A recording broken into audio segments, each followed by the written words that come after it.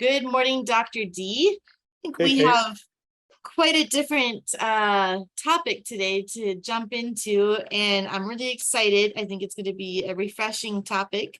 Um, let's jump in to an experience that you were just sharing with me that you had the other nights that I think a lot of people can relate to. Can you tell us more about what you were just sharing with me? Yeah, and thanks for bringing that up.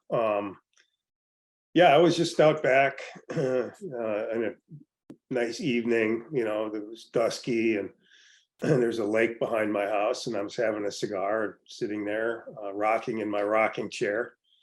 And a flock of birds was kind of over the lake and doing their thing, and it just struck me. Here I am at almost 66 years old, and I remember when I was a child, growing up in my neighborhood in Wisconsin, that every fall the birds would begin to flock. And as I grew up and over time, I began to recognize that pattern that every fall these birds would begin to flock. And we had these big elm trees in our front yard, and they would hang out in the elm trees. And not only did I begin to recognize that there was a pattern that every fall these mostly blackbirds and starlings and things like that would begin to collect, I guess, for their trip that they were about to go south for the winter. But the neighbor kids also recognized it. And some of the older kids, of course, had seen the pattern for years, and they explained it to me. And I remember the freshness that came along with recognizing that there was a pattern in the world that not only was I becoming aware of as something that made me a part of nature, but it was also something that my friends were aware of. And so it made me a part of social culture that I was growing up into. And there was just an excitement and a thrill of being a part of a pattern that recurred, and that I now was a member of, and I thought to myself as I was looking at the birds the other night, how do I recapture that freshness that came with recognizing that pattern for the first time? How do I go back to that childlike feeling of now becoming a part of something larger than myself, that included not just the natural world, but also the social world? And it struck me that maybe that's something that is left only for childhood.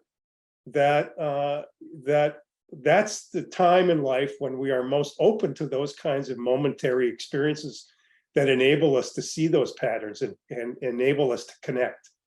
That as an adult, and of course our education system is now responsible in part for shaping us in a manner that certain patterns stand out as being more important than others, as those that we need to memorize and recognize in order to be socially acceptable people. And I get that.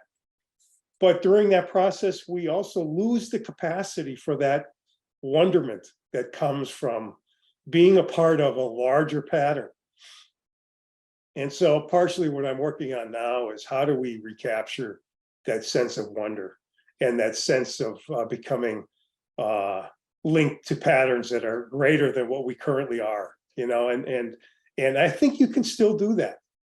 The same patterns won't do it for you. Watching the birds the other night was not like a revelation. Oh, okay, they're flocking for their trip south. I mean, that was something that I now understand intellectually, and it kind of killed the moment to some extent until I got wistful about my childhood.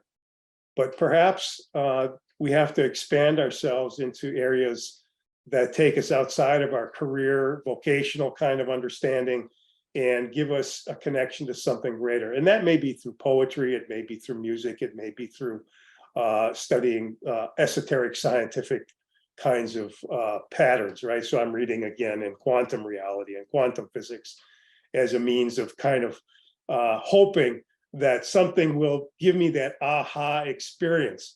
And I'll just give you one more example of it. And I'll never forget this. It's the funniest dang thing. I must have been 6 years old in first grade. And I don't know if you remember learning how to read, but back in those days, I didn't learn how to read until I was really in first grade, right? I know now kids are kind of getting that sense of being able to read, but the first thing we learned was sort of the alphabet, right? And the phonetics and the way the letters were supposed to sound and so on. And for the most part, when you're starting to read, you read by sight. So they tell you that's the word run, and that's the word spot, and that's the word see, right? So see, spot, run, right? And so then you begin to sort of, okay, so I recognize, those three letters together, that's the word see. But the book that we had, I'll never forget this, the book that we had that we were learning to read from in first grade, every chapter would give you a new word that you were going to learn. And the chapter had an image that was related to the word that you were going to learn. And the first word that I was able to figure out on my own before we studied it in the reading group that we were part of, I looked ahead to the chapter and I looked at this word, and it was a 4-letter word. And there was an image of children and they were playing, and the word, of course, was play. And I sounded it out to myself, and I'm like, and all of a sudden I recognized between the image and the phonetics that the word had to be play. And I'll never forget the feeling I had when I realized that I now was able to put the phonetics together to be able to read a word that I'd never learned before. And that moment came back to me again the other night as something that was one of the more joyful experiences of my entire life, was when I think it's fascinating that the word was play. What a memory. There's this book, Faith of Cranes, Finding Hope in Family in Alaska. It's a interesting book. And he, very similar to you, kind of dissects and approaches and looks at the human life experience. His biggest question in seeking is, why does it take 18 years to rear a child in our society? Like up to 26 years, it doesn't make much sense. There's a lot of people out there that have that conversation about no other animal does that.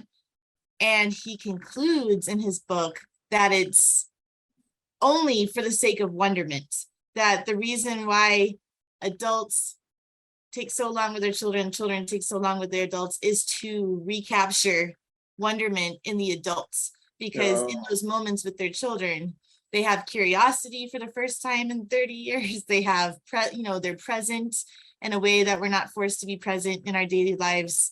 And this, children are hyper attentive to whatever's happening in their environmental context. It makes us tune in a little bit more. So that's the only thing he can conclude at the end, is it's all for the sake of wonderment, which is critical to the human experience. Well, I can definitely resonate to that. I raised 2 daughters, and I'll never forget some of the joyful times we had together. I was able to do experiences. For example, we would go to a water park, the 3 of us. I would take the 2 girls, they were just little, and we'd go down these water slides and everything. And I know for a fact that I would never do that without the kids. But I would go down these water slides, and just have the time of my life like a kid.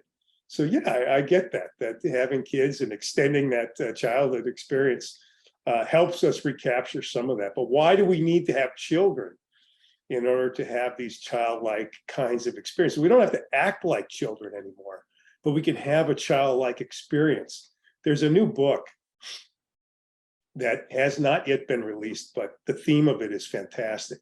And the name is kind of odd. It's the name of the book is, the title of the book is If Nietzsche Were a Narwhal, right? So Friedrich Nietzsche is a very classic, dark philosopher of the 19th century. And Nietzsche wrote a lot about how mundane most people are. And of course, some of his books, such as The Will to Power, talked about what he calls the Ubermensch, right? The people that strive beyond just the mundane life are the people that he really admired. And he was kind of a dark soul. But anyway, the focus of the book, if Nietzsche were a narwhal, and a narwhal is sort of like a whale type creature, what that means, what he's saying is in this book, and it's sort of a nonfiction book, and tracing the evolution of intelligence, right? And so what he's saying is that our higher intelligence, as we call it, may not necessarily be this great thing that we think it is, that we have in many ways misused it, that we have created these complex societies that require, in fact, that we train ourselves to a point that we have to use so much of our mental capacity just to be able to manage our lives in the complexity of what we've created, that we have left off any opportunity for creativity, for relaxation, for leisure, for enjoying each other's company.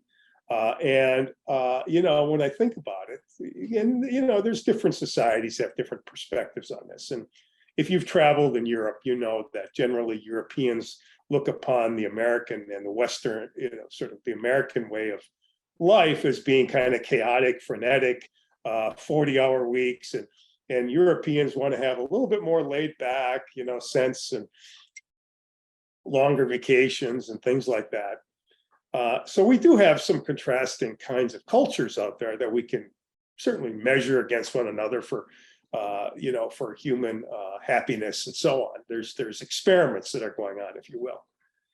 But it is interesting to think about the fact that only human beings have the capacity to understand their own death, to understand that their destiny is to die, and who can, and because of that, have a very difficult time of just enjoying the moment and seeing those patterns like we saw when we were a kid. Because as a kid, you don't think about the fact that your life is finite. You're not yet aware of that. So you have this capacity for this beautiful appreciation of the moment.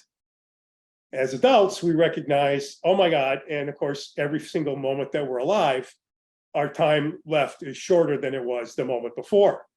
And perhaps that recognition is not something that evolution intended, but rather something that is an offshoot of evolution, and may in fact not be something that is in the long-term interests of consciousness itself.